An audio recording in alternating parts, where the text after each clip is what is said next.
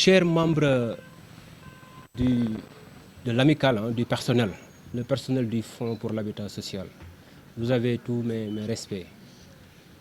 Chers invités, donc distingués participants, après avoir rendu grâce à Allah,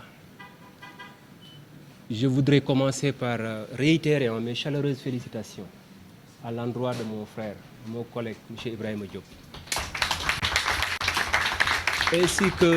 ainsi que mes vœux de grande réussite dans le cadre de cette nouvelle mission. Mais rassurez-vous, vous ne serez pas seuls. Les équipes sont là, on en a parlé avant votre arrivée. On le réitère aujourd'hui, nous serons tous mobilisés derrière vous, y compris moi-même. Nous sommes à votre disposition. Parce que votre réussite est la nôtre et sera celle du peuple sénégalais. Donc nous serons ensemble pour toujours. Et vous pouvez compter sur nous, vous pouvez compter sur ma disponibilité. Et comme je te l'ai indiqué tout à l'heure, vous pouvez me déranger à tout moment. Et je suis prêt même à revenir pour travailler avec vous et pour vous accompagner pour l'intérêt exclusif du Sénégal. Je le dis ici et je l'assure et je l'assume. Le président de la République vous a fait confiance en vous portant à la tête du Fonds pour l'habitat social, une jeune structure. Quand je dis jeune, dans les papiers, le fonds a été créé en 2016 dans le cadre de la loi d'orientation sur l'habitat social, votée en novembre 2016 à l'Assemblée nationale. Mais le fonds n'a commencé à fonctionner effectivement qu'au mois d'août 2020, avec la prise de décret portant organisation et fonctionnement.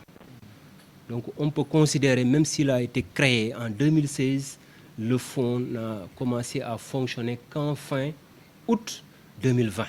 Donc aujourd'hui, on peut dire qu'on a presque 4 ans. Joyeux anniversaire, chers collègues, et merci pour tout, et merci pour tout ce que vous avez fait pour le Fonds pour l'habitat social. C'est un instrument important, c'est un dispositif important que les autorités ont pensé à mettre en place pour accompagner, pour résumer véritablement les missions du Fonds, c'est accompagner tous les Sénégalais à accéder à la propriété. Voilà pour résumer. Accompagner tous les Sénégalais sans exception à accéder à la propriété. Et dans ça, beaucoup de structures jouent un rôle. Maintenant, il est important de mettre en particulier un peu le rôle du fonds dans ça. Parce qu'on fait beaucoup de confusion dans le cadre du programme d'habitat, dans le cadre de l'accès à la propriété, dans le cadre des 100 000 logements. Beaucoup de structures, au moins 10 structures, interviennent dans la mise en œuvre de cet ambitieux projet qui consiste à aider tous les Sénégalais à accéder à un logement. Quel est le rôle du fonds? Le fonds a 3 rôles dans cela. Une première mission qui consiste à garantir les Sénégalais qui cherchent un prêt hypothécaire. Tout le monde sait qu'avoir un crédit au niveau d'une banque pour accéder à un logement est extrêmement difficile. On vous demande beaucoup de types de garanties. L'État a décidé maintenant que c'est le fonds qui se porte garant pour ces Sénégalais-là. Voilà la première mission, c'est garantir tous les acquéreurs. Que ce soit du formel, c'est-à-dire les salariés, que ce soit de l'informel, mais les artisans, les paysans, mais tout le monde. Il n'y a personne qui est écarté dans le cadre de ce projet d'accès à la propriété, qui, je le rappelle, est un projet social. Donc, première mission, garantir. On va y revenir tout de suite pour voir ce qui a été glané jusqu'ici. La deuxième mission, la bonification des taux d'intérêt. Là également, ça rentre dans le même cadre. Comment solvabiliser des Sénégalais qui, si on les laissait, à la libre appréciation des banques, ne seraient jamais propriétaires. On nous met en intermédiaire entre eux et les banques pour faciliter leur solvabilité et leur permettre d'avoir un crédit et d'accéder à leur clé de logement. On y reviendra tout à l'heure pour voir ce qui a été fait jusqu'ici.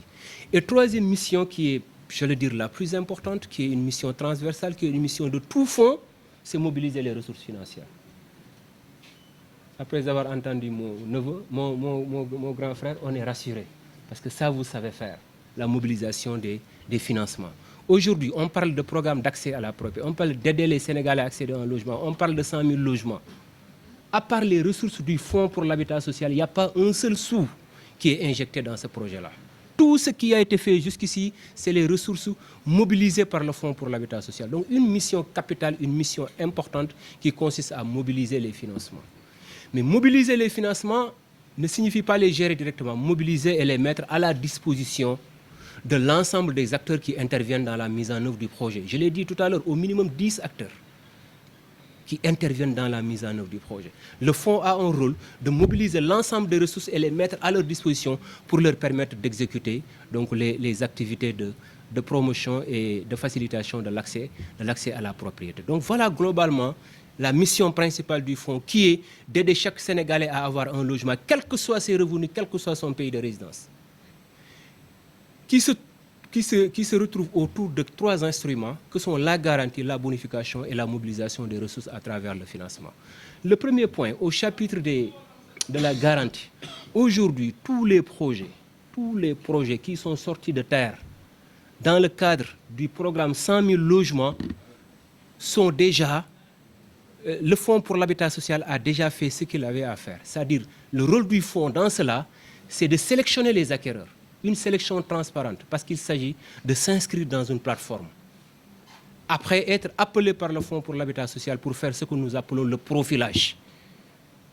Quels sont vos revenus, quels sont vos engagements bancaires, etc. Ça nous permet, nous, à l'arrivée, de dégager un profil de solvabilité et de le présenter à la banque pour voir à quel niveau on va vous garantir. Il y a 50%, il y a 35% et il y a la bonification des taux d'intérêt également. Donc il est important. Donc tous les Sénégalais, ils s'inscrivent librement en 5 minutes dans la plateforme. Nous, on ne les connaît pas, on ne les voit pas. Mais dans la plateforme, quand on intéresse, il y a leurs coordonnées, on les appelle, ils viennent ici. On fait le profilage, on soumet aux banques.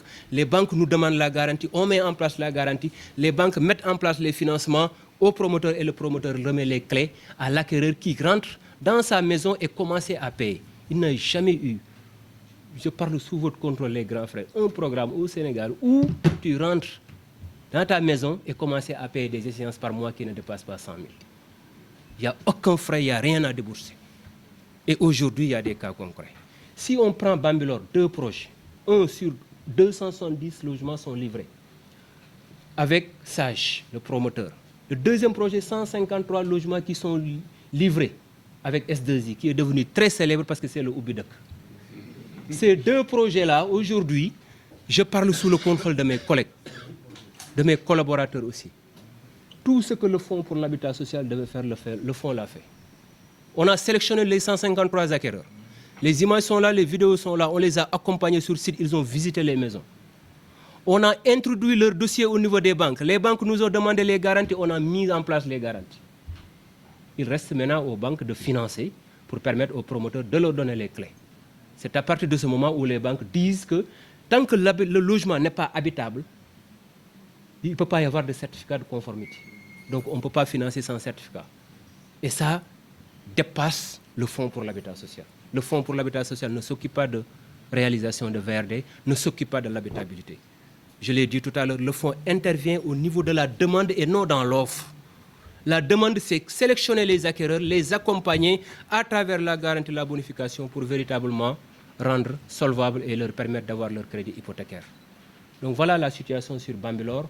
Le Fonds pour l'habitat social a déjà fait tout ce qu'il devait faire par rapport à ces projets-là qui sont livrés.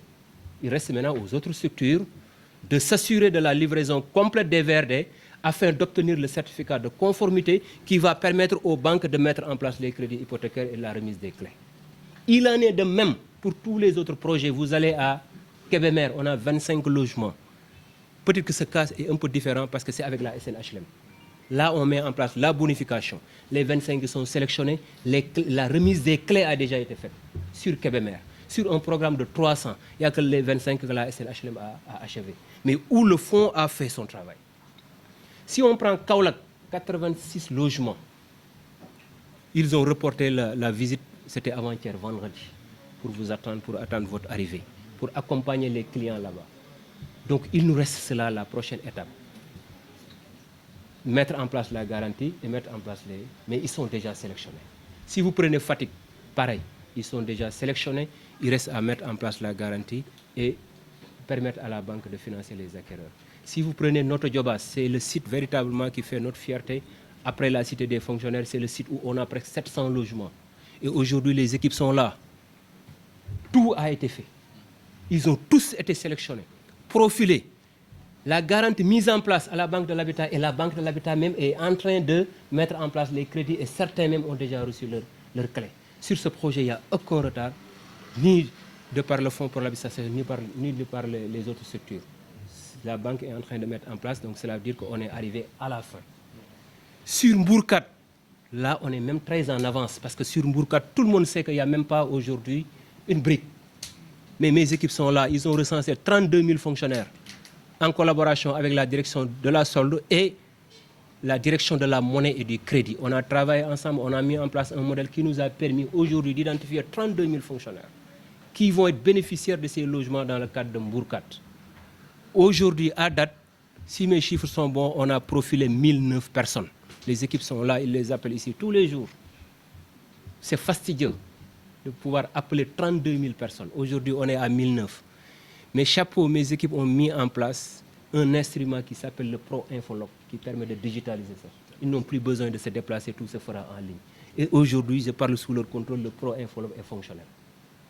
Donc, vous voyez, sur tout le territoire national, partout où on a des projets qui sont sortis de terre, le Fonds pour l'habitat social, conformément à ses missions, a fini de sélectionner, a fini de profiler, a fini de mettre en place la garantie. Il reste maintenant le rôle aux banques et à la SAFRI de rendre le site habitable pour pouvoir remettre les clés. Mais vraiment, je voudrais vous rassurer qu'aujourd'hui, qu'il n'existe pas un seul site où le fonds n'a pas fini de faire le travail nécessaire de profilage, de sélection, de profilage et de garantie. Au titre de la bonification aussi, pareil. On a mis en place un dispositif avec la direction de la monnaie et du crédit. Les fonctionnaires qui connaissent les prêts DMC, c'est que c'est des prêts à taux d'intérêt zéro. Donc on s'est aligné à cela pour permettre à beaucoup de fonctionnaires de pouvoir bénéficier de ces prêts-là. Maintenant, au chapitre du financement, je l'ai dit tout à l'heure, plusieurs acteurs interviennent dans le cadre du financement des 100 000 logements. Un, il y a la SAFRI, la Société d'aménagement foncier et de rénovation urbaine, qui réalise les VRD. VRD, c'est voirie et réseaux divers. C'est ce qu'on appelle aménagement ou viabilisation. On ne peut pas construire une maison sans viabilisation. C'est amener l'eau, c'est amener l'électricité, c'est amener le téléphone, c'est amener les routes. Ça, c'est excessivement coûteux, mais les gens ne le voient pas. Le Fonds pour l'habitat social en charge de mobiliser les ressources et de les mettre à la disposition de la SAFRI qui réalise les VRD. Aujourd'hui également, sur tous les sites que je viens de citer, vous pouvez faire une visite avec vos équipes, vous allez trouver la SAFRI qui est sur place en train de faire les VRD grâce au financement mobilisé par le Fonds pour l'habitat social. Et je peux vous assurer qu'aujourd'hui, on est à jour sur les instances de la SAFRI et que les entreprises véritablement doivent accélérer pour permettre l'habitabilité de ces sites-là. Ça, c'est les VRD. Deux, la garantie. L'autorité nous a demandé de signer une convention avec le FONGIP. Parce que nous, notre mission principale, c'est la garantie, mais seulement dans le domaine de l'habitat. Tandis que le FONGIP fait la garantie dans tous les secteurs. L'État nous avait demandé de travailler en parfaite synergie. Donc on a signé une convention à travers laquelle on leur a confié la mission, on leur a délégué la gestion technique de la garantie. C'est nous qui sélectionnons les acquéreurs, on l'envoie au FONGIP, on leur donne en même temps les ressources nécessaires pour leur permettre de faire la garantie. Aujourd'hui également, on est à jour. On a transféré au FONGIP les fonds nécessaires pour prendre en charge la garantie de tous les projets aujourd'hui qui sont sortis de terre. Là également, on est véritablement à jour dans le cadre du financement. Nous avons après la SNHLM et la SICAP, c'est ce que nous appelons non-fleurons. Il est impossible aujourd'hui de faire des logements, de faire un programme de 100 000 logements sans ceux qui ont construit tout Dakar. Et ils subissaient, mais injustement, la concurrence déloyale des promoteurs privés. C'est pourquoi l'État nous avait demandé de les aider, de les accompagner. Et le Fonds pour l'habitat social également a mis déjà à leur disposition une première partie de leur financement. La deuxième partie, je parle sous le contrôle du DAF, je parle sous le contrôle de l'ACP, est sur leur table. Et je pense que dans les plus brefs délais, ils vont mettre en place les deuxièmes tranches des financements accordés à la SICAP et à la SNHLM après avoir accordé la première. Comme je l'ai dit dans la garantie, je peux le dire dans le financement également. Le Fonds pour l'habitat social est à jour aujourd'hui. Et aujourd'hui, vraiment, je suis très heureux de vous dire que les signaux sont verts. Nos comptes, vous les avez vus. Et aujourd'hui, on n'a aucun problème pour financer toutes les composantes du programme. Les VRD, la garantie, la SICAP, la SNHLM, et j'ai oublié même la CDC. On a mis en place le financement pour la CDC également, qui contribue dans l'atteinte des objectifs du programme des 100 000 logements. Toutes les structures qui concourent à la mise en œuvre du programme ont été financées intégralement par le Fonds pour l'habitat social. Et aujourd'hui, on n'a pas de problème parce que nous avons mobilisé des ressources qui sont au niveau de la banque et qui vous permettent de fonctionner correctement. J'ai été très long, je vais terminer par la gouvernance. Qu'est-ce que vous avez trouvé sur place? Commencez d'abord par remercier le Conseil d'orientation. Le premier élément positif, c'est la tenue régulière des organes délibérants du Conseil d'orientation. On n'a jamais raté un Conseil d'orientation, chaque 3 mois, et c'est ce que disent les textes. Je parle sous le contrôle de Madame le Président, et c'est l'occasion véritablement de lui rendre un vibrant hommage avec Pape Ndiaye et tous les membres du Conseil qui ont, malgré leur agenda serré, ont tenu véritablement à respecter cette tenue régulière des conseils d'orientation. Aujourd'hui, sur votre table, vous avez adressé, semaine dernière, une lettre au ministre pour lui demander la tenue d'un pré-conseil, la 20e session. Ensemble, on a tenu 19 sessions. On vient d'écrire au ministre pour tenir la 20e session. Et si vous le regardez, c'est chaque 3 mois une session et on n'a jamais raté. Vous parcourez ici, vous allez trouver des structures qui, mais 1 an, ne tiennent pas de conseil. On n'a jamais raté un conseil. Et ils nous ont toujours donné, conformément à leur mission, les grandes orientations et les bonnes orientations. Véritablement, je vous remercie infiniment pour tous les conseils portugais, pour toutes les bonnes orientations que vous nous avez données. Parce que si vous n'avez pas validé le budget, si vous n'avez pas validé l'organigramme, vous n'allez pas fonctionner. Mais ils ont tout validé. On les appelle à tout moment. Parce que l'État nous appelle souvent pour des urgences, on les appelle à tout moment, des conseils extraordinaires. Ils viennent et on valide ensemble tout. Je voudrais véritablement, Madame le Président, à votre nom, au nom de tous les membres du Conseil, vous rendre un vibrant hommage et vous remercier encore une fois pour tout ce que vous avez fait pour nous. Donc le premier élément de la gouvernance, c'est la tenue régulière des conseils d'orientation, on est à jour. Le deuxième élément, c'est le personnel. Vous avez en face de vous véritablement une équipe compétente, une équipe professionnelle, une équipe dynamique, une équipe engagée, une équipe loyale. Le seul exemple que je peux donner, c'est les directeurs qui sont là. On a cheminé ensemble 4 ans. Je n'ai jamais écrit une lettre de demande d'explication à qui que ce soit. Ils sont là. Ils sont là, jamais. Et je les mobilise à tout moment. Je les appelle à tout moment. Et ils sont toujours disponibles. Je n'ai jamais vu une personne rouspéter. Je n'ai jamais écrit une demande d'explication. J'ai donné l'exemple des directeurs parce qu'ils sont sous ma tutelle directement, mais les directeurs, à leur tour, peuvent donner le même exemple par rapport à leurs collaborateurs également. Donc, in fine, c'est toute l'équipe qui est dynamique, qui est engagée, qui est professionnelle, qui nous a permis de glaner ces acquis-là.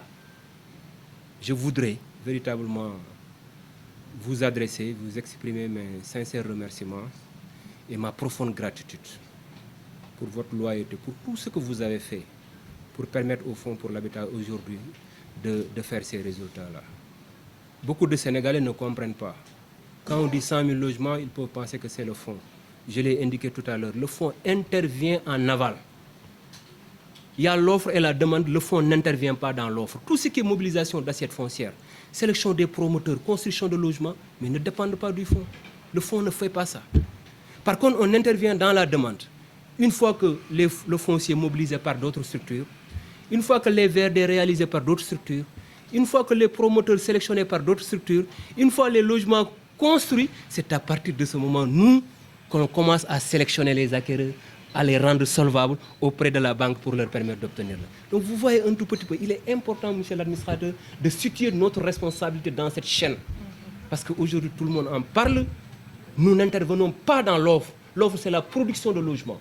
On n'intervient pas. C'est après la production que nous, on se charge de la commercialisation, de la solvabilisation des acquéreurs pour obtenir les crédits et disposer de leurs clés. Et là, je viens de le dire, on est à jour. Donc, je parlais tout à l'heure des éléments de la gouvernance en vous disant le personnel. Rassurez-vous, ils sont 35. Une structure de type 1, niveau 1, on dit. Niveau, parce qu'il y a niveau 1, niveau 2, niveau 3. Niveau 1, au Sénégal, qui a 35, on les compte. Et rassurez-vous, on a des postes stratégiques qui restent vacants. Je l'ai indiqué dans le PV de passation. Un poste de directeur des investissements et des financements structurés. On avait quelqu'un qui était là avec nous au début, en tant que pionnier. Il a trouvé mieux, il est parti, on ne l'a pas remplacé. Et c'est grâce à lui qu'on a pu mobiliser 50 milliards. C'est l'occasion également de le remercier. Il a trouvé mieux, on ne l'a pas remplacé. Service dépenses, lui, le DAF, il n'a même pas de sous-service dépenses. RH, on n'en a pas même pas. On n'en a même pas. C'est DAF qui cumule tout. Maintenant, il y a des services RH, il y a certains, mais un directeur RH, on ne l'a pas. Contrôleur de gestion, on ne l'a pas. Service juridique, regardez toutes les conventions signées. Toutes les conventions, SAFRI, SNHLM, SICAP, CDC, on a signé beaucoup de conventions, mais sans service juridique.